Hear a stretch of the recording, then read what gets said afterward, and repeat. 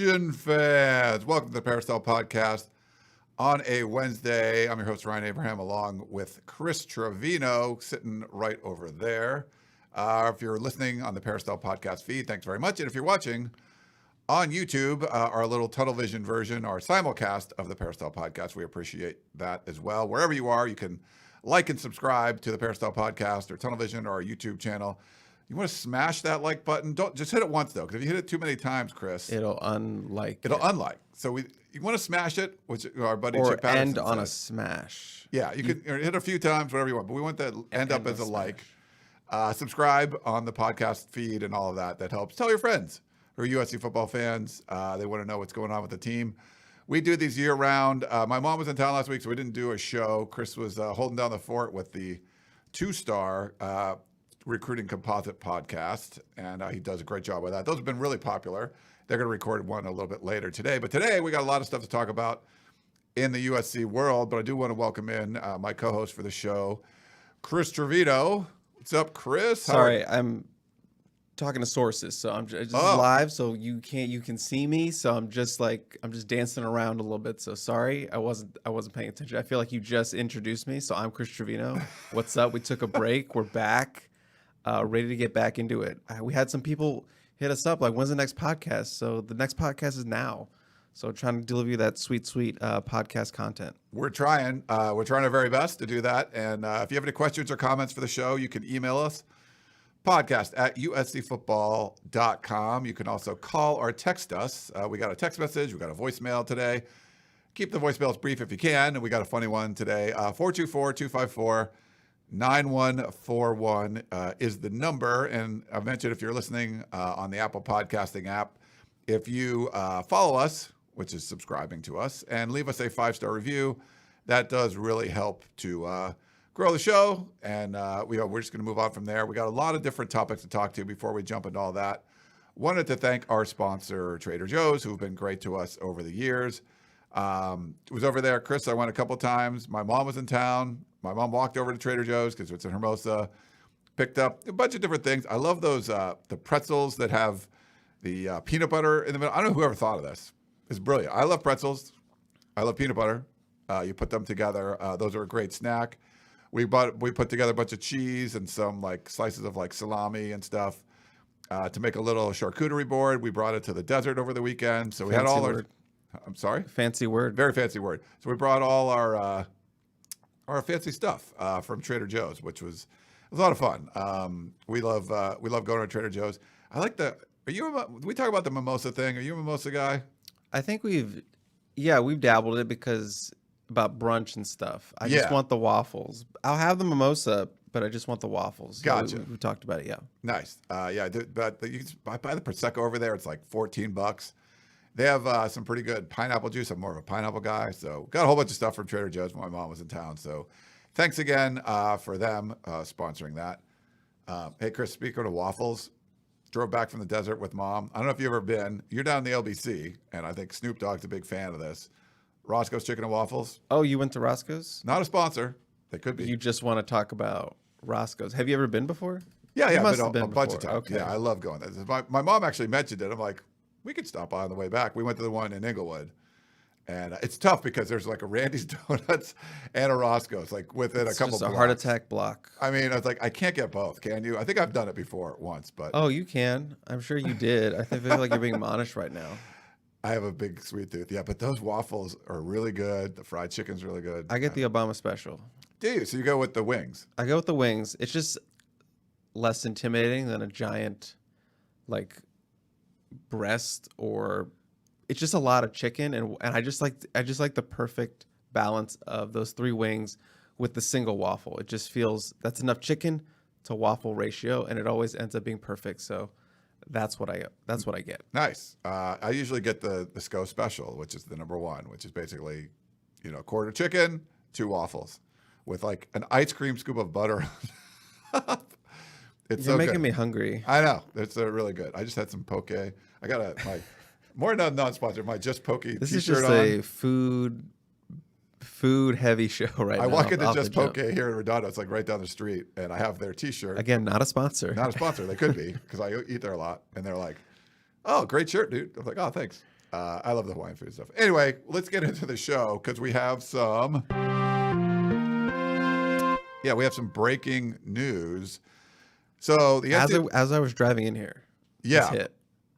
I just saw this. So this is kind of good content for us because it can be kind of the main thing of the show. So the Pac-12 announces a change to the football championship game format. So the release came out today, Wednesday, May 18th. And I'm going to give credit because the first tweets about the NCAA backing off on the requirement, essentially what this was is they said, hey, you want to do a championship game, you got to have divisions and split things up. And so you can't just have like 10 teams and then so they made the rules. So you have to have a championship game with the divisions. Once teams got bigger than 12 and 14 and stuff, it makes things a little complicated. The Big 12 has 10. So they allowed, if you do a round robin format, like the Pac-12 originally had with just 10 teams and you'd play everybody, that's a round robin, then you could do a championship game with the two best percentage, records as far as that goes. So the top two teams there. So you could do that. Well, now people are worried about, hey, you're going to make the playoffs going to expand. You want to make sure the best teams are playing in your championship game.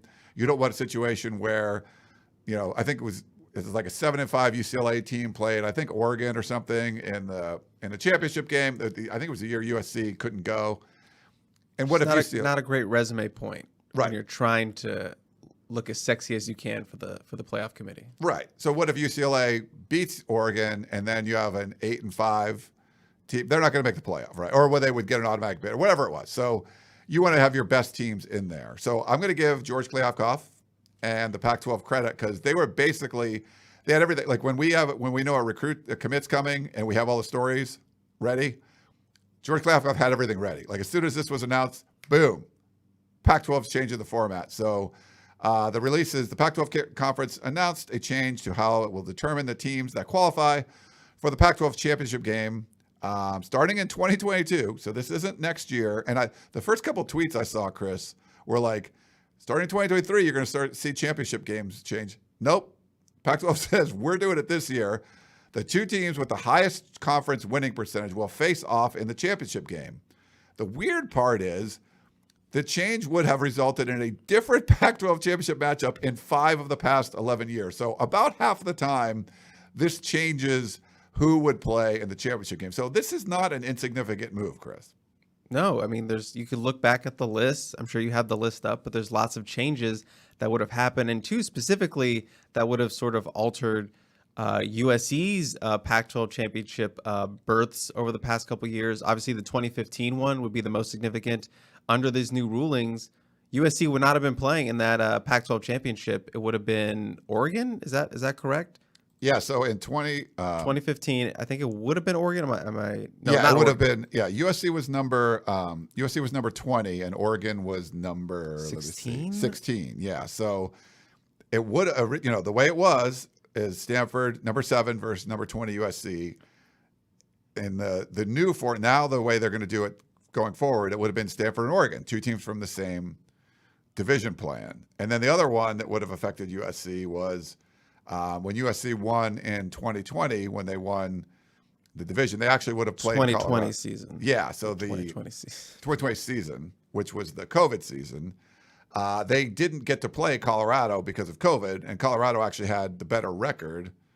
And so they didn't get to play Colorado, but then Colorado lost the game. USC was going to go, but it would have been USC and Colorado. Colorado was number 25 at the time. And Washington got in because Oregon should have been in. I'm sorry, Washington won, and they couldn't play. That was a whole hodgepodge of chaos. Washington obviously had their COVID issues. Oregon stepped in and then sort of waxed USC in that championship game.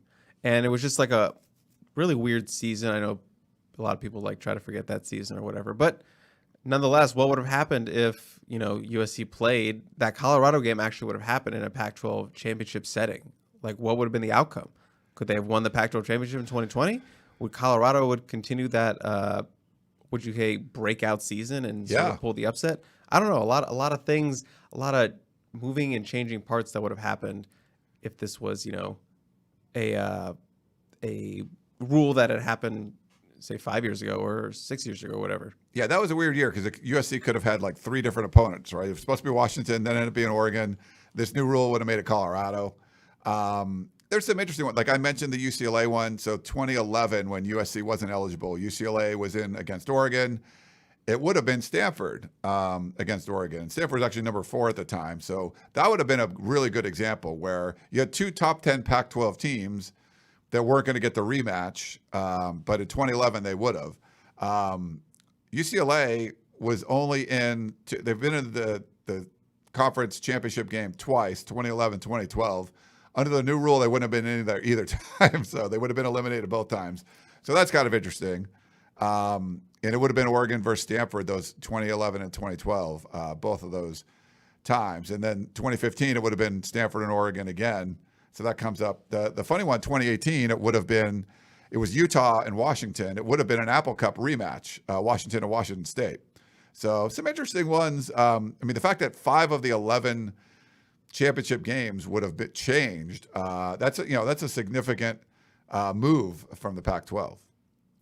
I think it's just going to be interesting because now they are officially the second Power 5 team that does not have divisions, along with the Big 12.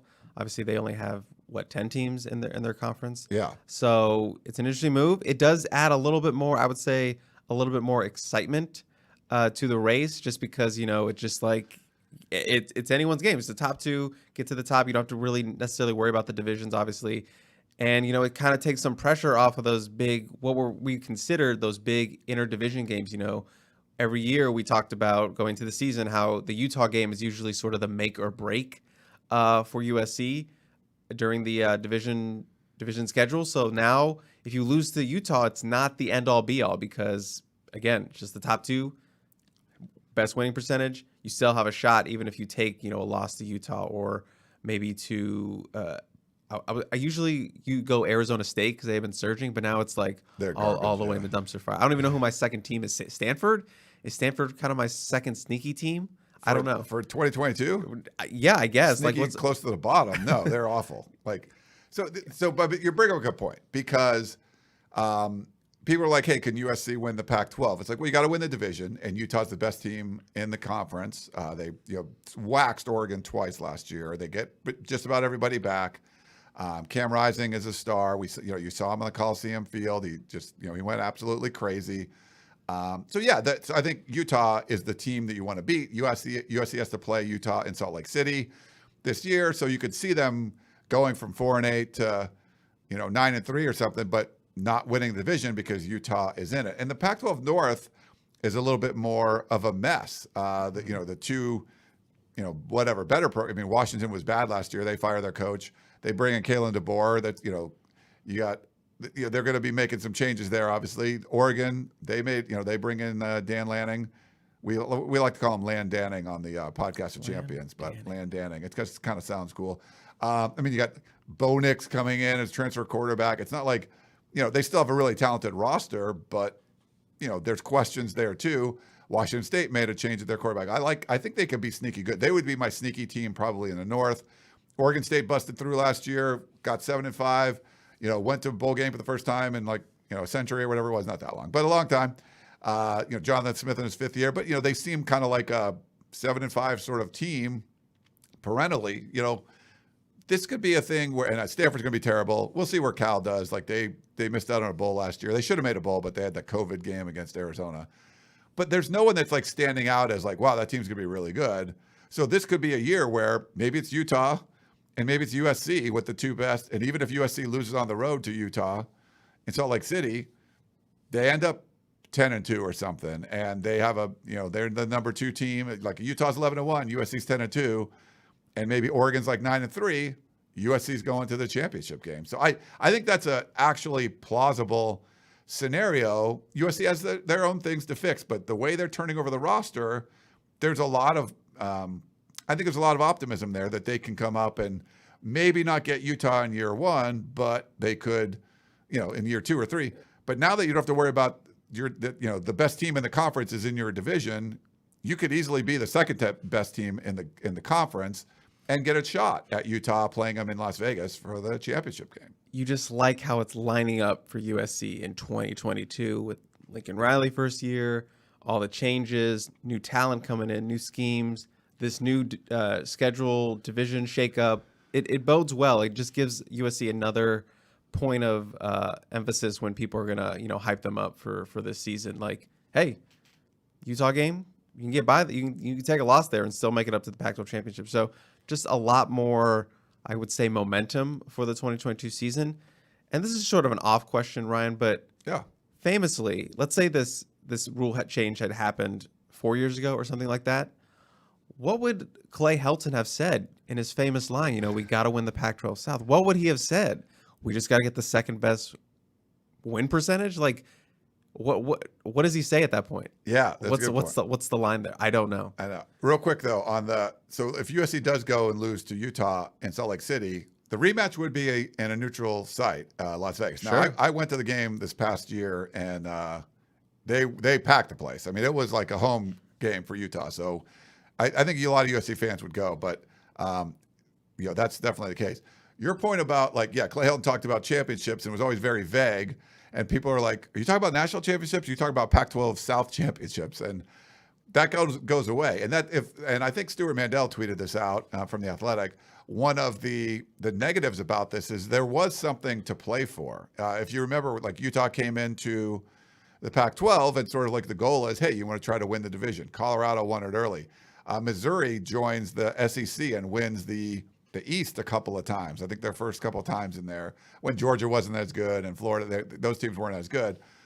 That's something, for Missouri to be like, hey, we're the SEC, we're SEC division champions a couple of times. That means something. When Colorado, they pretty much had crap, win the division, crap. That was something that they won the division. With Colorado, let's see, that year was, they won the division in 2016. Okay, they would have still been in the championship game. They played, they were a top 10 team, number 9. They played Washington. So, I don't know. You're like, hey, we made the conference title game. I guess, I don't know if that's a little different than we're division champs or whatever. Right. No, it definitely diminishes that, especially if you come in second, you don't get to claim, Yeah. you don't get to claim that we won a division. I don't think, do they give rings for the Pac-12 South? I don't think so. So you shouldn't. Maybe get a hat. You don't get a hat. You don't get a hat, Ryan. You don't get a hat and a T-shirt that says Pac-12 South 2023 or whatever. So I don't know. Yeah, it does diminish it a little bit, but you're still getting a shot. If you do what you're supposed to do, you're going to play for a championship. So Yeah. I think a lot more people would care more about that than sort of, the title of division champs, even though it doesn't really matter that much. I got my championship long sleeve shirt last night, Chris. Our co-ed fours beach volleyball league concluded. We had our semifinals and our finals, 2 tough matches, and we won. So we got our championship shirts. Just to be clear, I wasn't poo-pooing championship shirts. I won some intramural championship shirts at Maryland, and they're prized possessions. Yeah. But I think it just means a little bit less in a sort of college setting with these, high-end athletes. Right. Yeah. Not us, who they can could just give hold them on T-shirts. to this. They should give them T-shirts. Yeah, okay, they can give them T-shirts. But that's all we get is for we get a gift card to the bar that we go to, and that's about it. But yeah. But no, I don't think you should get rings. T-shirts are something fine, but I don't know if you're sporting if you get waxed in the championship game, you're sporting Pac-12 South champs, baby. That fans fans hated that because Clay Helton would talk about the championships when it was more about winning the division, and this would sort of focus you into winning the conference. That's what a conference championship, not a division of the conference championship. So I think that would have maybe saved Clay Helton a little bit of grief because he wouldn't be saying the same things most likely. The only thing it changes is when these Pac-12 athletes are old men and they have their own children. They're telling stories of their athletic days. They can't say, I won 3 Pac-12 North championships in my day. No, you can't say that. Can't say that. Nope. Can't say that. You can say you played for 3 Pac-12 titles, but you can't say you won a Pac-12 North championship or whatever. All right. Anything else in that? We can move on. No, I think we're good to move on. They're moving on from divisions. Moving on. I'm going to put a graphic up here about the best coaches in college football. So CBS Sports, 247 Sports, they voted on this, and these are the best coaches. Chris, we wanted to test me on the podcast, but I had to put the graphic together, so I needed to. And he didn't want to do a blindfolded, so I couldn't talk him into it. So he had to look at it. So I had him guess off air the top 10. Right, Which I got pretty good. I got 9 of the 10, I think. You got pretty much all of them in their respective spots, except for like 2. You had Ryan Day at number 5, and Jimbo is number 5. I don't think you like that, having Jimbo above Ryan Day. And then you could say your embarrassing one of who you missed. I totally missed Brian Kelly. So I was thinking when I was going through my head, I was just thinking of the teams. But you didn't even think of Notre Dame? No, I mean, it's Power 5, but and they didn't include, what's it called? I don't think they have Cincinnati in here yet. So Luke Fickell wouldn't be in here. He would be top 10 otherwise. And it's sort of so Dabo's won titles, but they've fallen off. I don't know if I would have Dabo 3. And to be honest, I don't know if I would Lincoln 4. I think Ryan Day would be above Lincoln Riley for me. Is he top 5 though? I think Ryan Day would be top 5. No, Lincoln. Yeah, I mean, that's tough because he's been the head coach for 5 years. I mean, I guess around the same amount as Day. He did win 4 of 5 conference titles. I mean, I think those guys are kind of similar to me. The question is where does Dabo go? Because he's done more. He's won titles. He's got a resume. Yeah, but where today, he's someone that's not adapting well to the transfer portal. He's NIL. And so why Nick Saban's number 1 is no matter what's changed, it feels like your town got hit by a hurricane and it doesn't matter. He weathers every storm. He makes every change. He's we're defense and run game. It's everyone's throwing the ball all over the place. All right, we'll do that. Okay, now we have a bunch of first round quarterbacks and wide receivers and stuff. Completely changed how he's thought about offense. Completely changed with the way they're doing the transfer portal, how they recruit.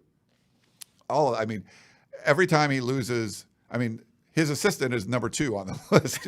So he's adapted to everything, and to keep that dynasty going with as much as the college football landscape's changed, I think that's why he's clear.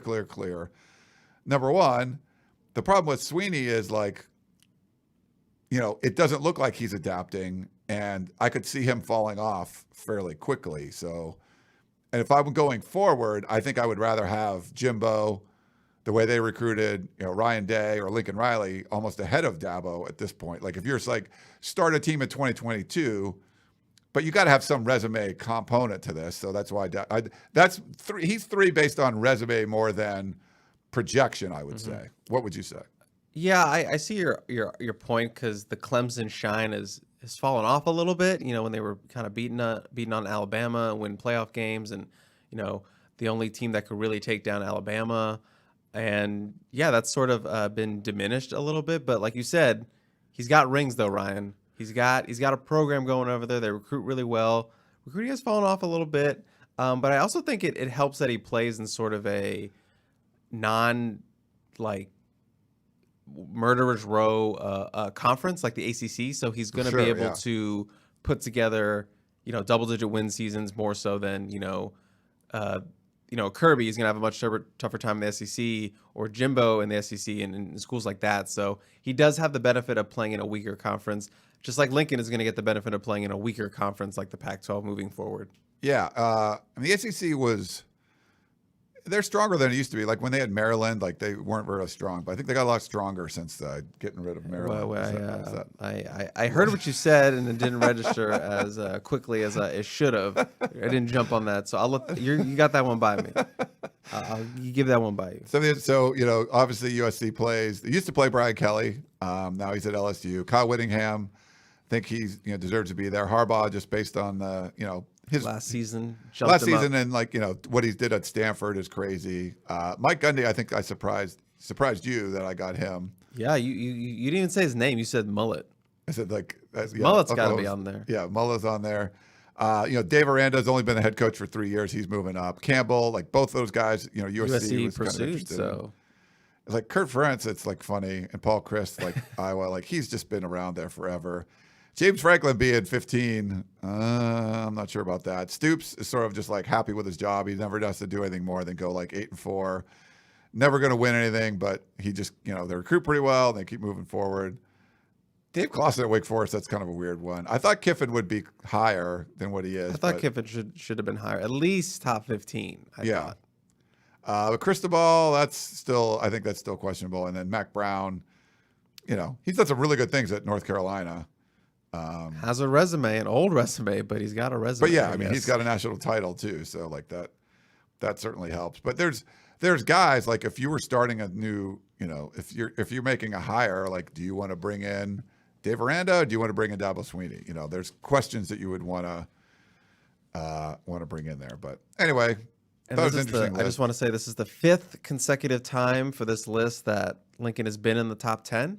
Okay, and the only time he was outside of the top 10 was when he debuted in 2018 at number 15. So, been top 20 his whole life. All he knows is the top 20. And for those of you out there that love to just pile on and say, "Where's Clay Helton?" Well, he's not a Power 5 anymore, so he's not eligible to make the list. A lot of Clay Helton on the show. I don't think a lot of people are going to like this show. Not too much. I don't know. We talk a little bit. Okay, so we want to talk about a couple of transfers in. We're going to talk about scholarships overall and stuff too, because some of that stuff is changing. But first one, and I got to talk with him a little bit. So he officially visited, what is it now, 2 weekends ago. Did you say his name? Cooper Lovelace. I didn't hear you say that. I didn't know. I didn't say it. I was like trying to like build up. Cooper Lovelace took an official visit. This is a picture of him on that official visit down at the beach, having a good time. Like just enjoy. A Kansas boy. Out here, just enjoying the SoCal life. So somehow, like I get connected through a reporter that I had known for a while, and he had been working with Cooper, and I guess Cooper liked this. My friend that's a reporter, and my reporter kind of recommended me. And so Cooper was like, boom, on it. And so we were talking quite a bit. His story is great as far as like, Chris, you posted when his official visit, the video of him like doing the splits and like standing on, so he's 6'5", 320 pounds, yeah. Grabbing his leg and putting up like next to his ear like a ballerina. And you're like, what? He didn't start playing football until his senior year at high school. So he's like, yeah, imagine getting recruited like in December of your senior year of high school. Like it's not going to happen. With no tape. Yeah, no tape, nothing going on. Does a good job at Butler Community College in Kansas. He's getting his second associate degree, and he was it was funny. We were talking, I think we were texting at like 1, I don't even know if I told you this, Chris, like 1 a.m. We're like texting, and he's like, okay, I gotta go to bed. I got a finals in the morning. I was like, what? He told me something similar. He was like, I got to go to bed. We were texting we were DMing at like 1 a.m. when I was asking about his offer. And he was like, okay, I'm having a good time with this conversation, but it's 1 a.m. I got school tomorrow. Florida coaches are coming by to watch me. I got to go to bed. Yeah. And it's just nuts. His phone, he had hundreds of messages. So like he gets into the portal, and it's a big deal. And, we've talked about this before. There just wasn't as many high-profile, like surefire starting kind of Power 5 players that you thought were being in the portal. Coaches, I think, are doing a much better job of recruiting their own players. So there wasn't that, the list of like star offensive tackles was not very long. He looked like he had the potential to be one of those. He looked like he had the potential to be a star. And so his phone was blowing up. So I almost felt guilty because it was like all these coaches, he's like, and he wasn't trying to be like conceited. He was just like, these are head coaches and offensive coordinators just calling me, texting me. And I almost felt weird, like talking to him. Like I'm at dinner with my mom is visiting, and we're like, I set this up. I'm like, okay. And so it was really nice. He gave me a really long interview. I think we talked for like 25 minutes. So many good things. I gave some quotes to Chris for your story. I put up a VIP story over at uscfootball.com. Make sure you check it out.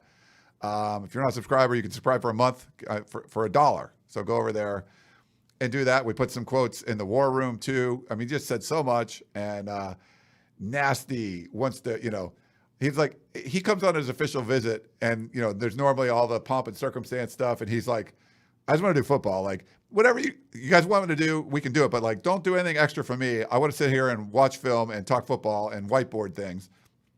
And the fans, I mean, everyone loved it on the site, Chris. Like, they loved the story. He just seems like a kid that you're just going to want to root for. He was really excited to come to Los Angeles. And, he had committed and then, took the last final and basically had to like pack up his stuff and move to Los Angeles. And then I think classes were Wednesday, starting today, I believe, the 18th. So he was like, I got to get to LA and move in and start your summer classes and stuff. So it's, for not seeing a lot of great offensive tackle, offensive line, talent in the portal, he seemed like someone that could be a diamond in the rough with a lot of upside that maybe, wasn't a highly ranked kid out of high school because he didn't start playing until his senior year. But I think USC's got a good one in Cooper Lovelace. Yeah, that's a win. And me and Gerard are going to break him down a little bit more in our Composite 2-Star Recruit podcast. So check that out when we break down all the recruits that committed to USC. But yeah, I think Cooper's a big win for reasons that you said. There wasn't a lot of sort of top end offensive line talent that entered the portal that could come in right away and compete for a day one starting job. And that's a little bit of a blowback, especially when USC did not wasn't able to get a 5-star guy like Josh Connerly, lost out to Oregon. So it became vital to get someone in that could help out with the depth. And I think Cooper does that in a big way, especially as a guy who can play tackle if you need him at 6'5", 320, but could also be an interior offensive lineman, which seemed to be what he mainly played at Butler. Obviously, you worry about maybe the competition level at the JUCO level, making the jump to Power 5, Pac-12 or whatever. I think it's going to take a little bit of time, but he's absolutely a guy, I think, because he does have experience. Let's get that straight. He does have experience at a college level. That's more so than a guy that USC has on the 2 deep right now in terms of the backups, especially with the, Gino Quinones at that guard spot, Maximus Gibbs at the guard spot playing offensive line. He could come in right away and be one of the backups to the guards, which I've mentioned several times on this podcast, which I've written about ad nauseum, is that they need more interior line depth. And Cooper fills that hole immensely. And again, he could play tackle if something needs to be. But I think right now his starting spot, where he's going to start out, is the interior. And, he's a guy who's probably going to take a little bit of time to get up to speed, but he's raw. But, man, he just wants to learn. All he wants to do is talk football. All he wants to do is get better. You had that great picture you posted in your story about him and Josh Henson working on offensive line technique where they're at brunch on the beach. I assume like waiting for their table or something. I don't know. But it's a great picture, and that just shows the drive for him to be better. So I'm not worried about him in terms of like what his development's going to be. I think he's going to be a good player at USC. I think, 2023 is going to be his shot to be a starter in this lineup. And you never know. Injuries happen in this game. Injuries happen on offensive line. I wouldn't be surprised if, he needed to step in at some point during the season and he filled in well. So you're hoping he gets on that 2 deep, gets some time and some blowouts, gets some of those reps. I believe he has 3 years of eligibility, so you have a lot of time to mold this guy. And I just think it's a good pickup. It's going to be a depth piece, but obviously a guy who can be a starter in the future. Yeah, he said he has 3 years to play 3, and he kind of got offended when he saw some people getting offers, and he's like, "Hey, man, like," and he felt like that he was like this diamond where like he's got a couple years experience playing in college, plus he has 3 years of eligibility left, and he's athletic, and and like you said, he can play inside, he can play outside, he's like fast enough to play tackle, but he's big enough to play guard. And the Josh Henson, this isn't the picture. I'm sorry I didn't add it to the system. So if you're watching on YouTube, I don't have the other picture, but you can check it out in the story. But the other picture with Josh Henson is like Chris said, at brunch, he's like, yeah, we wanted to work on some technique stuff. So they're like literally in a restaurant, and he's bending over, like and showing like hand placement and stuff. So all he wants to do is talk about football. He just wants to win. And that's it. And the fans it was just kind of a breath of fresh air, because they wanted, we're going to talk about Jordan Addison in a minute, but like, what, can he play on the offensive line? Well, here's an offensive lineman, and he's nasty. He just wants to get in there and mix it up. And I think you guys will like the stories if you haven't seen them yet over on USCfootball.com. And he can do splits, Ryan. How many offensive linemen can do splits? He can, pull that leg over. Yeah, see, that's good. You're doing the visual. I'm pretty on YouTube. flexible. We were talking about it because I saw that video on Twitter like 3 months ago or something like that, and I was just going through his page and I saw that video. I was like, "That's him. That's the kid." So I sent him that. I was like, "That's you. I didn't know that was you. I'm going to recreate this." Yeah. I didn't intend to recreate it when he committed. I didn't say that, but that ended up being what it was. So I didn't download the video for the YouTube show either, but Chris gave a nice visual presentation. I mean, you can look on his Twitter page and see that and stuff. And it's funny, he had mentioned to me like, and again, I think he said some funny things that weren't like conceited at all, but he was just sort of like, that's a hard one not to watch more than like just once, right? I'm like, you're right. Like you have to like, I have to watch that again. Like as soon as you see it, like I got to watch that again because that doesn't make a whole lot of sense. Like some of the, what was it the Alabama like offensive tackle that was doing all these crazy things? Evan Neal. Stuff? Yeah, Evan Neal. yeah, You just kind of have to watch that. Like, how is a guy that big doing stuff? he's like 320 or something, but looks like 250 or something. It's ridiculous. But Cooper, Lovelace's a great one there. Another pickup from the transfer portal, more recent, but also he took the same official visit the same weekend that Lovelace did. Washington cornerback Jacoby Covington. So I've got a picture of up on the YouTube page. We got him in a throne too, Chris. What do USC fans need to know about Covington? Yeah, another sort of good pickup for this defense. As you can see, USC has been hitting defense since spring camp ended. We saw in spring camp how thin that quarterback room was that looked at the end of the season. They do have a little bit of help coming. Damani should be a lot healthier in the summer. Josh Jackson should be a lot healthier. They got Fabian Ross coming in, the other 4-star freshman signee. But they still need a little bit more depth. Jacoby Covington, 6'1" guy coming out who can probably play safety. I feel like he's going to be a cornerback. That's where they kind of need him the most. They got Zion Branch coming. You got more safety depth coming in that regard. So he's just a guy who's going to be able to come in, probably compete for that other starting job outside of Mekhi Blackman, assuming he's healthy with the foot. I think it's a good pickup. Just it bolsters the depth, pushes some guys down, more competition there. He doesn't have a ton of experience. Most of it was on special teams. I think he had like 5 tackles and a sack last year. Doesn't have any starts, so he is young. So he's not really bringing a lot of, obviously there's not a lot of experience there, but he is an older guy. He's been in a college program before. He knows what to do, knows how to handle himself, knows how to carry himself. So it's just another like sort of older guy, if you will, in the program, just to make it a little bit more experience in that room. Just another voice. To go with Blackman as a guy who's gone through the college ranks before. But again, not a lot of playing time, but I feel like he is a guy who could at least compete for the starting job and, possibly be a backup if need be. I think he's technically like a redshirt freshman, but he came in there, 2020? He didn't play in 2020. Yeah. Played like 4 games. He got limited time in 2020. Played in... I think 4 games in 21. I think he played in all the games in...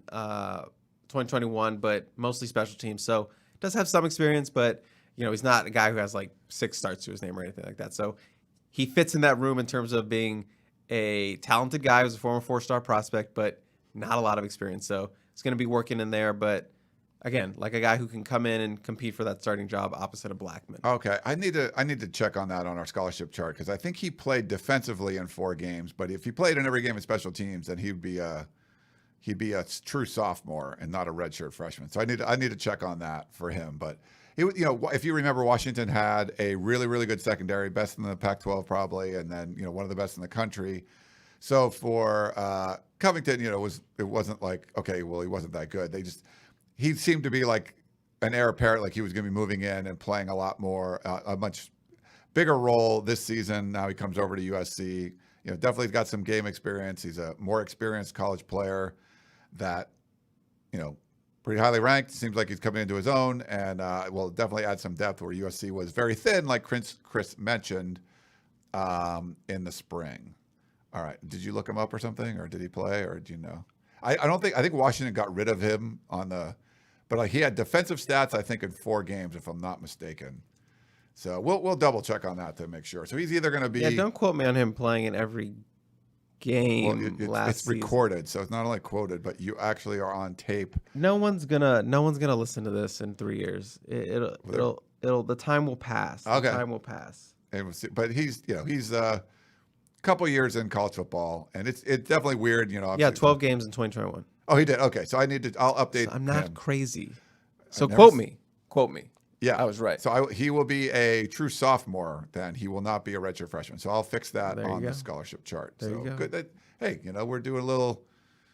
I won this round. We're doing a little. No, we're working it out, which is good. Chris said so. The focus on the defense makes sense because USC's offense is probably going to be pretty good in 2022. Where were the concerns? The concerns, if you're going to say, hey, why does USC not win the division? No, it doesn't matter the division anymore. Why is USC not going to be in the title game?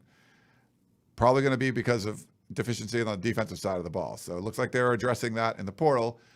But if you can go out and get a major college football award winner, position that you're pretty deep at receiver, I think they feel pretty good of where they are. Already brought in 3 transfers. If you can get a guy like Jordan Addison, I think you want to get him. And so it seemed like the talk was, he was on USC's camp. He was at USC this past weekend, taking an official visit. He put in an Instagram story, Chris, he took a picture from like Lincoln Riley's like pool, like overlooking the ocean and stuff. Like, so that's pretty cool. Not a bad recruiting tool. No, it's pretty amazing. He was in Texas. There was a lot of people in Texas that felt pretty confident about his visit there. I think Alabama's been a player, but sort of like one of those ones where they put a lot of dudes in the NFL. Do they need another receiver? They did lose some guys. That one didn't seem. It seems like it would make sense. Like if I'm like advising Jordan Addison, and he's like, "Hey, I'm thinking about Alabama. Would you?" I'd be like, "Yeah, that sounds great." Like they're a Heisman guy coming back. Heisman, like, duh. It makes sense. Texas, I'm guessing like they could probably put together some huge NIL package and stuff. Like I think that's going to be a big part of what they're doing. Which USC, the NIL stuff would be more of being a star, a college star, and he's already won an award. So I think the LA thing for that might help more than like a collective, which USC doesn't really have going yet. But if you want to talk about lifestyle, USC is going to win that one going away. Even though Austin's great, there's no comparison, Tuscaloosa and LA, depending on what kind of, some people would rather be in the country, which is fine. But a guy like Addison playing at Pittsburgh seems to make sense for the LA stuff. My guess is it's going to come down to USC and Texas. I think there were Texas people that thought he was like going to go there for sure. My gut's always said he was going to end up at USC, sort of like we debated the Caleb Williams thing for a long time, and he ended up where you thought he was going to be. I'm kind of in the same boat on this one, Chris. I think Jordan Addison's going to end up at USC. Do you have any thoughts? Yeah, that's still my feeling. And, we've seen all the reports that have kind of trickled out over the last 24 hours that it's down to USC and Texas. And I feel like if we're looking at that on paper, I feel like USC has a much better chance against Texas than it does against Alabama. I don't know if you feel similar in that regard. That's why I still feel pretty good about USC. Obviously, it's the transfer portal. It's the age of NIL. A lot of things could happen. But as we mentioned, USC has a ton of things working for it in their favor. Obviously, Caleb Williams, he has a relationship with them. The DMV pipeline is going strong. You can't beat LA. I've talked about this on the 2-star composite with Gerard. The DMV kids, the kids from Maryland, the kids from that area, they love LA. Is there something about it that, draws them in? I think that is sort of a draw for them. And obviously, you got a high-powered offense in Lincoln Riley. You got a bunch of receivers. You're going to put up points in this Pac-12. And if you kind of look at it's interesting. If you look at USC and Texas, so Ryan, just pretend we're putting them up on a board. Okay. And they look very similar compared to, last year in terms of Texas sucked, 5-7. USC really sucked, 4-8. Both get high-profile QBs, the top 2 QBs in the portal. Quinn Ewers for Texas, Caleb Williams for USC.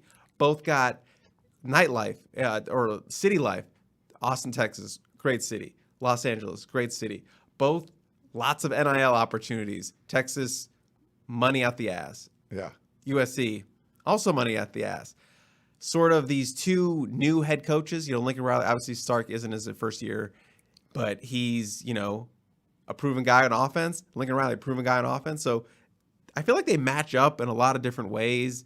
And I look at it, and I'm just still picking USC in that regard when I look at it, just because of the Caleb Williams connection and things like that. And USC seemed to be the landing spot from the jump, when Pete Thamel and Bruce Feldman were all initially tweeting about it when the first news sort of hit about it. So, USC versus Alabama, that one's a little trickier, but USC versus Texas, I feel like I like USC a little bit more in that head-to-head. I like it too, and I think with Sark, I mean, if Sark was starting year one at Texas the same way that Lincoln Riley's starting and was able to remake the roster with the new transfer portal rules and the way they've been able to do collectives like NIL stuff with the paying every offensive lineman, all that stuff is going on, I think that would have helped. The problem that, Sark did have a year and they blew a lot of games and they looked terrible. Like, he's already making the program. Now, I think the rebuild is going to take a little bit longer. Lincoln Riley's doing some of the quick rebuild, using all the advantages of the different rules. And we're going to talk about some other, rules with the scholarships and stuff here in a minute. And there's a lot of momentum for Lincoln Riley. And you just feel like, Sark had success, but he was like Nick Saban's offensive coordinator when guys were, winning awards and you're winning national championships. Like, this was Lincoln Riley's offense. He wasn't part of, someone else's program. He was running it and went to the playoff 3 times and won the conference 4 times in a row and has 3 quarterbacks that are starters in the NFL right now and 2 Heisman winners and all that stuff. And that's attributed to Lincoln Riley, not because you were an assistant. It took Kirby Smart years to kind of get out of Nick Saban's shadow, right? He even lost to him during the season and then beats him in the playoffs and win the championship. So I think you have 2, this could be a big turnaround year for Sark for sure, but there's more momentum on the USC side just because it's all brand new. And Sark already had his brand new year, and they blew a 28-7. It was ugly. Yeah, it was ugly. They lost to Kansas, if next year, if Lincoln Riley loses to Oregon State or Arizona or oh my God, Arizona. Yeah, that's a better example. Arizona.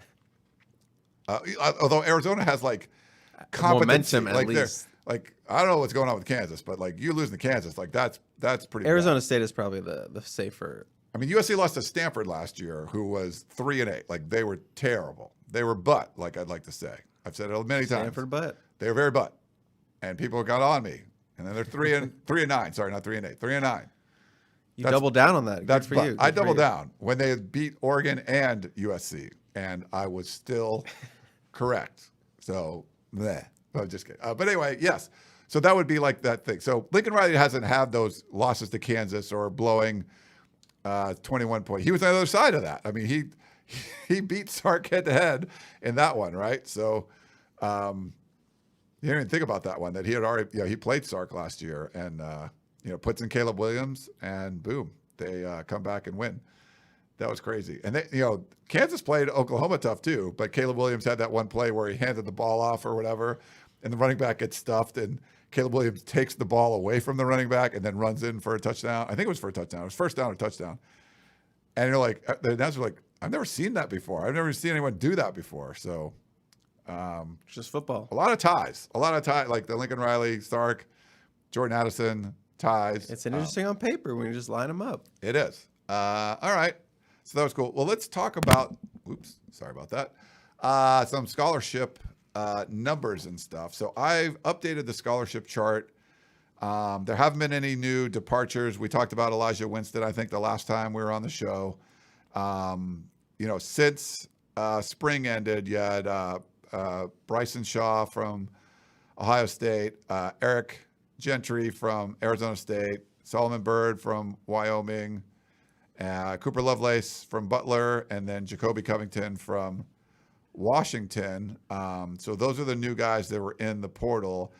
My count has 80. I did remove Micah Kroom from the scholarship chart. He was I think 7th year senior safety, Chris. But I got word from a source that he's moved over to financial aid, so he's got, he's going to still be on scholarship. I don't think he's going to be able to play anymore, though. So I'm assuming he's not going to be on the roster going forward. That'll be something we should watch for. But the other two guys, Jake Smith and Dorian Hewitt, wide receiver Jake Smith and cornerback Dorian Hewitt, both of those guys are no longer on the roster. They weren't on the roster in the spring. And then what we've learned, our understanding is that, and I think Stuart Mandel from The Athletic originally came out to USC. We talked to him when he was at practice, spring camp.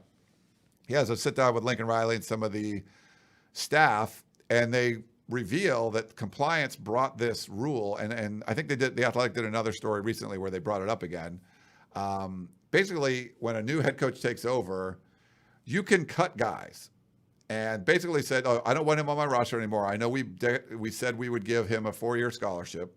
So what you can do is say, you get to keep your scholarship, but you're no longer on. So if you want to stay at USC and get your degree, you will still be on financial aid. You still get all the benefits you would as a USC football player. You're just not on the roster anymore, so you're not going to play. And I think in Antonio's story or The Athletic story, they mentioned like 10 guys for doing this. I've counted 3. I mentioned, Hewitt, Smith, and then Micah Kroom looks like, but he was a former walk-on. I think going back to walk-on status, I think that could work. But the fact that he's on aid, it's probably, my guess is he's sort of like a late cut, and he's going to stay on aid and then not be on the roster anymore. I bet that's all. That's kind of my guess of what's going on here. I didn't see anyone else that would have fit that. Basically, someone that was on the roster, that had eligibility left, that didn't go in the portal, and wasn't on the roster anymore. We found 2. The article mentioned like up to 10. I don't think that's the case, but there could be some guys that were playing in the spring, and then they're removed from the roster going in the fall. And if they don't go in the portal, potentially they have 1 year left and they want to finish their USC degree. They stay on the scholarship. And then if they have eligibility left, they could transfer somewhere else after that, after they get their degree. This is a lot of speculation of stuff that's going on, trying to figure out what these numbers are. With Kroom off there, USC still could have added 10 players from, after the spring ball and kind of still fit in that 85 limit. Sorry, that was a whole mouthful there, Chris. Get your thoughts on it. We got to talk about another rule change with the NCAA too, but thoughts on that with the being able to cut guys and where USC stands on scholarships. Yeah, it's an interesting loophole, and I don't know if it's a loophole, but an interesting rule that, based on what Lincoln Riley has been doing at USC, it's just like we were talking about earlier with the division scrapping, just aligns perfectly for what USC is trying to do in 2022. This rule aligns perfectly with what Lincoln Riley needs to do at USC, which is overturn that roster. Gives them just a little bit more wiggle room to say, hey, these guys aren't really the guys I need to win this season. So, but it's also a way that we can, still get them that education that they signed up for when they committed to USC football. But also, it's sort of like a win-win, if you will. You're still able to try to get that USC degree, get that world-class USC education, and then Lincoln Riley gets that spot that he can use for, another player that he wants to bring in. It is interesting. It's something that obviously he's going to use to the fullest of advantages. And I'm just glad that you didn't put me on aid when we merged and you took over, Fight on 24/7 Sports, and we kind of came together. I'm just glad that you didn't put me on aid, Ryan. That's all I'm thankful for. You weren't cut. I weren't cut. I don't know what even aid looks like in this metaphor, but I'm just glad that you kept me around. Yeah. No, you've been a integral part. All right, that wasn't me fishing. I was just making a joke. You don't have to go into a spiel right now. I don't have to compliment you. No, you don't have to. You can insult me. Don't compliment. No, that's fine. No, I'd rather compliment you. Just the fact that you're here right now, doing a video show, doing a podcast, doing 2 podcasts in a day. Could you, if I would ask you like a year ago or 2 years ago, like, Chris, you're going to be doing 2 podcasts in a day, probably like 4 hours of talking total. One of them shot on video. You'll be doing live videos. You would have probably crawled into a hole and and looked I at would the back have crawled of into this mini fridge over here and told you to kick me off the second story. Just like you would have looked at the back of your calf and just go, man, that looks like a spot. man, what I happened? could get a 10K tattoo. What happened? Things have gone off the rails. But the other change, and it doesn't really impact USC this year, but whatever going forward. Is it a breaking news thing? Sure, why not? We can do. So the NCAA, according, was it Bruce Feldman that tweeted this? Yeah. I think you saw this going in. So for the next 2 years, there's two limits when it comes to recruiting and scholarships and players on your team. There's the 85 limit, which is your total number of scholarships, where we were just talking about that USC could make some cuts to add some more. But there's also the limit of 25 per year, which became problematic when the transfer portal era became a thing, right? So the transfer portal era means you could lose a whole bunch of players and you can't replace them, because if you sign 21 kids out of high school and then there's a transfer portal, like say you lose 15 kids to the transfer portal, they don't say, oh, you can get those 15 back. Now this year the NCAA allowed you could replace 7 players, and plus you can always use players from the year before if you didn't sign enough players. So for the class of 2023, USC didn't sign that many high school players.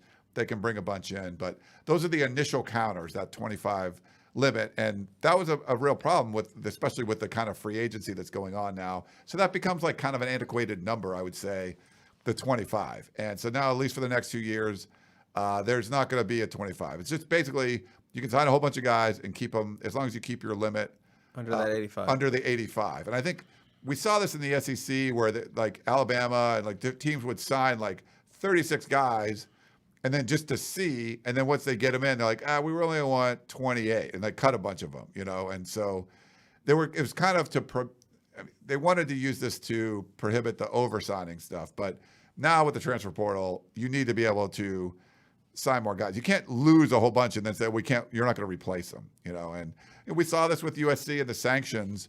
The 15 limit was more, I guess it was more of a handcuff than the 75 limit, because that was 15. You could stay at 75. USC's, when they had the sanctions, they were cut down to 85 to 75 scholarships total, which sucked. But then the only being able to sign 15 really kind of limited what you could do. So they started blue shirting, where you could count ahead. That was a really limiting factor, where 85 to 75, what are you talking about? Is it 15% less or something like that? I don't know what the percentages are, but something. But from 25 to 15, that's a huge percentage, like 40% or something, 35%. That's a lot. You're cutting a lot of what you could sign every year, and that's multiple years. So I think this is a smart move. The 25 limit, because you could lose guys from the transfer portal. Like you could say to me, like Arizona State's losing 30 guys or something to the transfer portal, but you can't replace that many. Like that doesn't make much sense. Are you saying I could theoretically, as a head coach at a whatever program, I could sign 85 players? I did not read what I'm assuming I just saw the tweet, or you saw the tweet and we were talking about it, but yeah, like, so if you're if you're going to start a new program, so like there's an expansion team or something, Chris Trevino State, you guys are the Sycamores, right? I assume that's what your name would be. I don't know. We'll make it up. It'd be something Maryland-y, right? Or like the Crabs. Your first recruiting class just Fighting signed Crabs. 85 guys to the Fighting Sycamore Crabs. Fighting Sycamore Crabs. Yeah. Beautiful historic program, and we will win a national championship within the next 5 years. Shotgun actually pointed this out, that this rule change not only lets you sign more people, but it also mean that coaches will cut a lot more people moving forward. So we're going to see a lot more cutting, a lot more signing. There's unintended consequences, right? Like you can't hurt coaches by saying you're not allowed to sign more than 25 guys when you're losing that many in a transfer portal year. But there's also going to be it's going to hurt some kids that get like, they're going to get signed, and they basically get pushed out. And you're like, you're not going to play. Now, unless it's a new coach, you can't like legally cut them. They're going to be on a 4-year scholarship, but you don't have to play them. You could, you have a meeting. You're like, hey, you're not going to be playing. You should, entertain the portal. And we've seen some guys just go into the portal and never be heard from again. So unintended consequences is sort of, there's going to be some bad things that happen too, but you had to do something because the way guys are leaving from the portal, I do think it's going to make, and I think we even saw it this year. One of the things that you adapt quickly is recruit the hell out of your own roster, right? You have to make sure. I thought USC was going to lose more dudes after the spring. Guys would transfer out. We saw Elijah Winston, and that was it. Now USC might lose some guys from the roster, but if it does, it's going to be because Lincoln Riley wanted them to go, to retire essentially, or go on aid instead of being on the roster. I think it's a pretty good sign that no one voluntarily left. I think you sort of got guys out. Most of the guys that they had cut or got, that left, they weren't going to be contributors, or just the culture wasn't going to be what they wanted. It's good, you made the changes, but it seems like the people that were at spring ball, Chris, had bought it, and there were some guys that were sort of on the fence. I think we've all reached out to some of them, and to their credit, everyone seemed like they were fired up and ready to go. Guys are like, he's probably not going to be around, right? And you talk to them, they're like, nope, they're in, And so I think that's a good sign that those players wanted to stay. The curious thing will be the next time we see a roster going into fall camp, who's not on that not on that list, and most likely it's not going to be because they wanted to leave. It was because Lincoln Riley, they made a call, and some of it might be if they can get a stud at that position out of the portal, then maybe they want to go with him instead of the guy that's currently on the roster. I don't know. I mean, it's a little cutthroat, Chris, but you're trying to. There's a lot of pressure on Lincoln Riley to win games right away. And he seems to be doing everything possible to reshape this roster that he calls the most unique in college football history to make it so it can be a winning roster. Yeah, I mean, that's the nature of the business these days with the portal and NIL. And if you're a college coach and you're running a program and you're sitting these kids down and you're telling them, hey, there's not a lot of opportunity here, I suggest you maybe go in the portal, seek greener pastures, send them to my university, the Sycamore Fighting Crabs. We need bodies. Send them my way. I'm looking for winners. I'm looking for short and stocky safeties. I'm looking for ball getters. I'm looking for it all. So, yeah, I mean, in a more serious note, yeah, I mean, that's the nature of the game. Everything's changing. You're going to see a lot of going and coming in the next couple of years. So, all right. So for the Fighting Sycamore Crabs, are we talking Sycamore Fighting, or is it Fighting Sycamore Crabs, or is it Sycamore Fighting Crabs?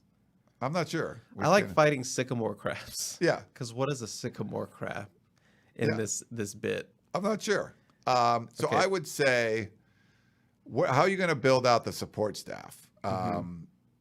We saw our own Barton Simmons get hired on by Vanderbilt.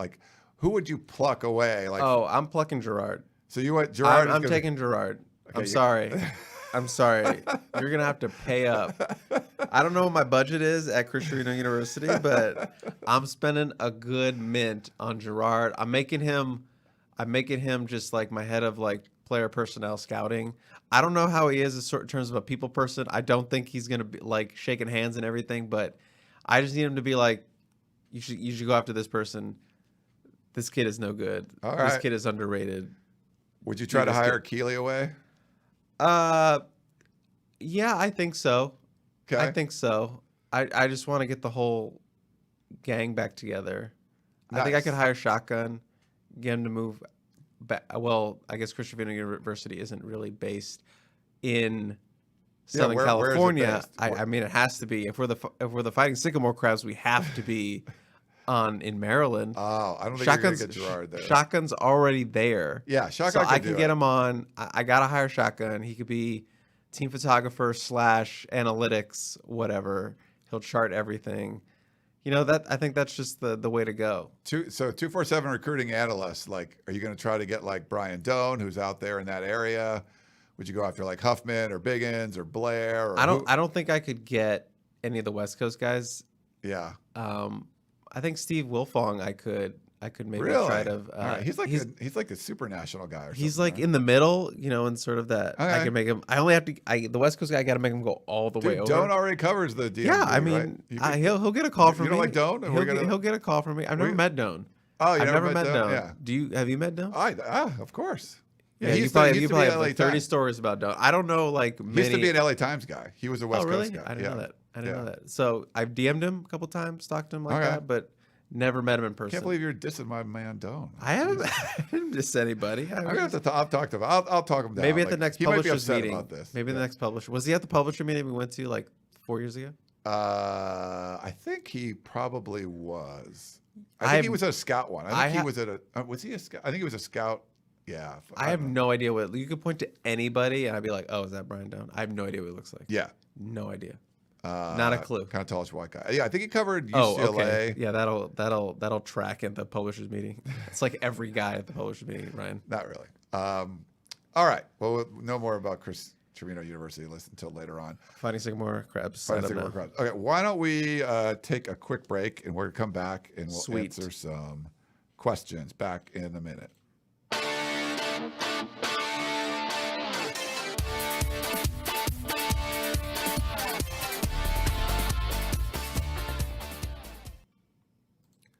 All right, we're back here on the Peristyle Podcast and Tunnel Vision on our YouTube channel.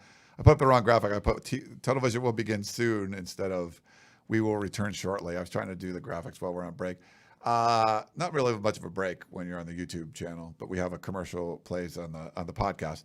All right, Chris, we have a voicemail. Okay. Should we start with that? Yeah, we always do that. Let's do it. All right, let's do a voicemail. Hi, this question is for Ryan and Chris. The question is, should we just list Solo as the starting nose guard, edge rusher, defensive tackle, linebacker, outside linebacker, free safety, strong safety, corner? Because my real question is, if we just line up Solo versus Pac-12 offenses, can we keep them under 14 points with just him? Eddie from Orange. Eddie, I was going to put up the Solo graphic, but Chris was doing a good visual on our YouTube page. Putting counting the number of players. I was just so I had to wait. Yeah, he was just listing us. So I had to wait to put up the picture. What a beautiful question, Eddie. Solomon Tuliaupupu is Solo, but there's two Solos now. I know what he's talking about, but there's two Solos now. Yeah, technically. But he's talking about Solomon Tuliaupupu. What a beautiful question, and I guess I want to take this question literal. And if I just clone Solo and put him at every position on the field, can I hold a defense or an offense to 14 points? I don't think so. Here's why. Because while I love Solo, he cannot play safety. He cannot play cornerback. But I think the front would be okay. I got two Solos in the middle at linebacker. I got a Solo off the edge. I got a Solo DN. I got a Solo D tackle. I got a Solo nose tackle. That might be where my issue is on the front. But I think the front would be okay. But you got to get to the quarterback quick to prevent those passes to my Solo secondary, which I don't think will be highly rated in the PFF. I don't think it's going to do well. 14 points, no. I think you could beat one team, though. I think you could beat Arizona State with just the all-Solo defense. But what a great question, because Solo is sort of turned into like this funny meme on the P. There's this photo. You can probably find it on Twitter somewhere. But it's like they started summer workouts, and it's like some of the linebackers on the little intramural field. Yeah. And they're all in black, and like someone just cropped it for Solo, and he looks big. So now the joke is he can play any position on the field. Yeah, it's a great meme. I love it. It pops up all the time on the people feed. Put it in their signatures or whatever on the Peristyle. You see it a bunch. It's like, why do we need this lineman? We have Solo, and they'll just post that photo. It's like we don't need we don't need a defensive tackle. We have Solo. So great meme, great question, and that's my run at answering that in a serious manner. Yeah, that's a tough one. Just when he first came in, I think he'd have a better shot of being a back seven guy. Now that he's bigger, he's definitely.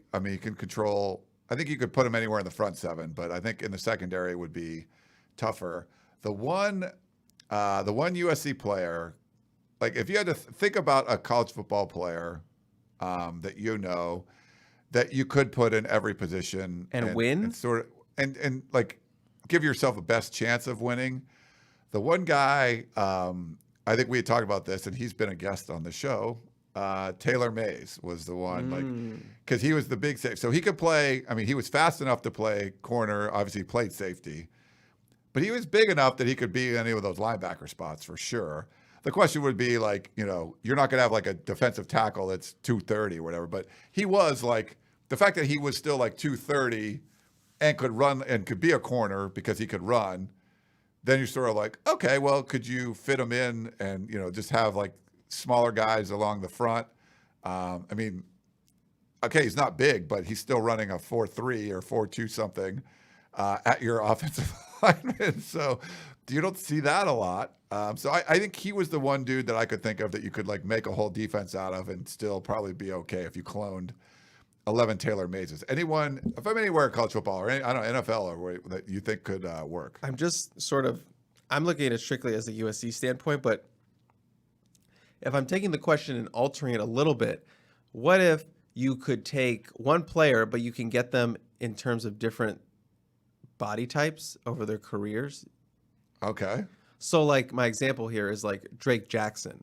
Like if I could take freshman year Drake Jackson when he was like 270, 265. Okay. Those are all my lines. I could take super skinny Drake Jackson and I could make him my secondary. And I could take middle of the road, like 250 Drake Jackson. I can make them those linebackers. I think if I'm doing it that way, that's my best argument. If I could take Drake Jackson, who literally played at like 3 different sizes during his time at USC, that's my logical way of getting around your question. I like that. I thought he got down to 250. That was the skinny version. Was he smaller? I thought he was a little bit smaller than that. Okay. It's still like, if it's a 240-pound guy, I don't think his coverage skills were amazing. Like, sure. But he's also just a super athletic, very athletic dude. Yeah. So I think if we worked on it in practice, we could get by. Yeah. I think with Taylor, like, so if I'm playing an all Drake Jackson, like I'm just throwing the football. Like I'm just throwing the football all the time, like make him cover my dudes. Like you can't do that if Taylor Mays. If you have time. Yeah. I have time. I mean, I just can huck up balls and that it would be fine. You can't do that against Taylor Mays. The thing will be, could you run all over Taylor Mays? But like they're so fast, I think they could close in on the, the run lanes and stuff. I think he'd still be your best bet, but I can't beat that one. It's a hard one to, yeah. The Drake Jackson, 3 different So I should variables. call Taylor right now and see. I'm sure he would say he's like some funny. You dude. You should just tweet this question out or put it on the P and see what people. Oh well, say. all right, we'll do that. We'll tweet it out like, hey, what's going on with that? Wait, we're already like hour and 12 in. How did this happen? We only got a couple questions, so just run them through. We're good. Matt, so we have a text from Matt in Huntington Beach. For Ryan and Chris, if Pete Carroll left USC for Oklahoma, would USC fans be upset as Oklahoma fans with Lincoln Riley? Seems like they won't let it go. Matt in Huntington Beach. You're going to have to take the lead on this one. Okay. Because you were around. I was around. I mean, fans were upset, but they still loved Pete Carroll, but that was going, to the NFL. Right. Because the sanctions hit, I think that would add a little bit of animosity. Mm-hmm. And USC had, within 4 or 5 years had beaten the crap out of Oklahoma. That's a hard one to picture, him going to like an Oklahoma. I don't think you would see the sort of. Are we factoring that Twitter was not a thing at that time? Twitter, yeah, if we're assuming wasn't a thing. If we're assuming Twitter was the thing, but just the Peristyle, like even on the message boards, we're seeing the Oklahoma fans kind of go and not letting it go. I feel like the USC fans, like LA fans, there would be initial like kind of pissed off at the beginning, but I don't see them like harboring this forever. Like right. This was more of like you just kind of move on and. I'm upset. I'll just go to a concert now. Yeah, like I'm gonna go surf and then climb a mountain and go skiing or whatever. Yeah. So yeah, I don't think that would be not to this level where you're just not. In some aspects, this is sort of like you're defending. USC fans wouldn't have to defend like USC or Los Angeles or like you're sort of defending like your way of life if you're living in Oklahoma or like beautiful. It can be very beautiful. There's a lot of stuff, going on as far as like what you want to do. Of like, hey, I love hunting, I love fishing. It's just different. It's going to be a different lifestyle. Like you can't surf there, right? But there's other stuff you can do.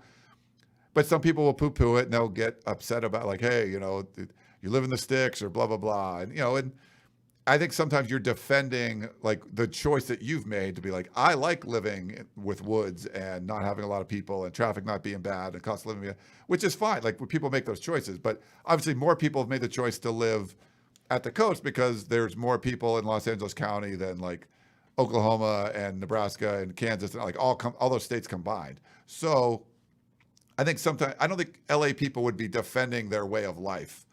I guess if that's fair, like they're not trying to say like, look, I live in a cool place. Like people know you live in a cool place, so you don't have to really fight over that. Mm-hmm. So that might be a little bit of a factor too. I don't know. Yeah, I mean, you handled that with grace. Thanks. Okay, we have our buddy Brent in Knoxville, Tennessee. Hey, Peristyle Podcast team. The question is for Ryan, the Ryan and Chris show. I don't know what it is. I guess that's what we are. The question is, what is going to be, as long as it's not the Chris and Ryan show. No, I'm just kidding. Fair enough. It's going to be the overall performance with the Pac-12 this football season with Coach Riley at USC. Does the Pac-12 North seem pretty wide open, even though Oregon has a new coach? I know that USC would definitely have to get by Utah to win the conference. Love to hear your guys' thoughts. Also, P.S., I was laughing listening to the podcast version of Tunnel Vision of Chris getting his tattoo. That was hilarious. Fight on. And thanks, Brett in Knoxville. Unfortunately, Brett, your question became out of date by the time we read it, because now USC can win the Pac-12 without going through Utah because they can make the championship game and the North doesn't matter. But your point of the North being wide open, I think is legit, because I think it is wide open, but that opens up an opportunity for like USC, if they're really good but just not good enough to beat Utah and Salt Lake City, to win. They don't have to win the division anymore. They just have to be the second best team. And if it's wide open in the North, meaning there's a bunch of teams with 2 and 3 conference losses, that gives USC the opportunity that would need. So kind of a second chance. Like you win the South, whatever, you're going to be in the championship. If USC is the best team in the South this year, they're better than Utah because they beat Utah, they're going to be in the title game. But if they're second in what we know as the South to Utah, they still have a chance to be in the title game now, because I think the North could be wide open and have, or we've seen Oregon State last year, beat Utah at home and then lose to crappy teams on the road. They weren't very good away from Corvallis, but if you had to go to Corvallis like Utah did, they won all their games there. So yeah, I think that kind of parity in the North would be a good opportunity for USC if it's sort of like a 2-team race in the South. I think overall the performance of the conference is going to look better, a lot better than it did last year. You just have, because you had, obviously USC being dumpster fire, they're going to be a lot better. Utah stacked, loaded. They're going to be, one of the top teams in the West. Oregon still has a talented roster. We'll see what they can do. I think Arizona could be a sneaky little good team, maybe make a bowl game with all that momentum. So I think just overall, the overall performance of the Pac-12 will be better than it was in 2021. That being, there will be a lot more tension on USC and the Pac-12 in general, and they will look better than they did last season, which isn't very hard to do. No, and that leads us, that's a great segue into our last question. Frank in Sacramento, he sent us a chart of USC's records under Clay Helton, and I think he's brought up this point before, and he's saying, stop being shocked that USC is rated so high going into 2022. Had Helton not been fired, the Trojans would have gone 7-5 in 2021. Helton was never 4-8 at USC. He stunk, and we're glad he's gone, but Riley will sleep to 9 wins because he's not starting from that big of a hole, Frank in Sacramento. So he's essentially saying that USC really wasn't a 4-8 team just because they fired the coach. They're really more like a 7-5 team, so going to 9-3 isn't that big of a jump. Where do you stand on that one, Chris? I would change that to, if Drake London hadn't broken his ankle, they would have been a 7-5 team. I like that. Yeah. I think it was more on losing one of the best players in the country was more detrimental than, the Clay Helton firing. That's what I think they would have won. They would have at least gone to a bowl with if London's healthy. And unfortunately for USC, like that was basically their offense. Just throw it to Drake London. I mean, it was not a well-coached team. And once, you fire Helton and everybody's sort of doing their own thing, but you had something reliable. You could throw the ball to Drake London and he would catch the ball and you would score points. That goes away, and then you have to rely on like coaching and development and scheme, and yeah, that wasn't going to be USC's strong point. So it was more about, hey, do we got some stud that we can ride? You know, and that's what USC fans have been upset the most about, is that it's been more about it's more about the talent on the field than the coaching or the scheme or whatever. Yeah. So. Oh, and I just want to say thank you to Brett for laughing, for enjoying that live tattooing. I got some hate on that, so I appreciate we the positive. We got some hate, but whatever. I mean, we put ourselves out there. Not everyone's going to like everything we do. We try to give you guys a variety of shows. The Chris and Gerard, the 2-star composite recruit podcast, has been very, very well received, so that's great. Those things go like 2.5 hours if you guys have listened to those. And Chris has got to record one of those next. So we should probably wrap this up because Chris has got a lot more talking to do. Sure. I need to get some water in me. I need to set up the call with Gerard. So I got a long afternoon ahead of me. You do. All right. Well, thank you, everyone, for tuning in. If you were tuning in on the Peristyle Podcast feed or on our YouTube channel, Inside Troy, we appreciate that as well. These are a lot of fun to do. Hopefully you enjoy the video element of that. We try to put some graphics and pictures up to kind of make it so you're not just staring at our faces the whole time as we talk, because that would be kind of boring. But I think this has been, hopefully it's a fun one for all you guys. It was fun for us. That is Chris Trevino sitting over there. I am Ryan Abraham sitting right here. We're in our studio in Redondo Beach, and we love talking about USC football. So appreciate you guys all tuning in, and I hope you enjoy the show, and we will talk to you next time.